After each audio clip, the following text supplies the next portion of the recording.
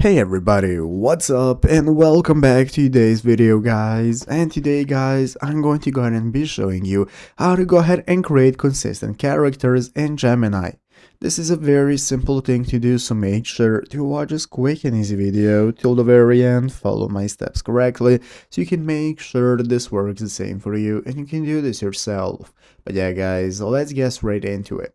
So the first thing we want to do is to go ahead and open up the official Gemini application if you have not already. So if you do not already have it downloaded, what you want to do is go ahead and open up the App Store on your mobile phone, open up the App Store, search for Gemini, find the application and install it. So after installing and opening it up, this is going to be the home page you're greeted by, from where we can get started using the prompt right here on the main page to give it requests we want to do. So let's go ahead and take a look at how to create consistent characters. So to create consistent characters in Gemini, you want to freeze your character's identity by saving a single reference image. So basically guys, you're going to have this image that you're going to upload this base image into your chat and continually refer to it. So you can describe specific visual details like hair, eye color and exact clothing in every prompt and keep the art style constant. So here you have the plus button that's going to enable you to select either a photo that you have in your gallery or take a photo with your camera, and then you can get started creating a character sheet. So before starting your story, ask Gemini to generate your character and to keep it in mind, and every time you want to go ahead and use that character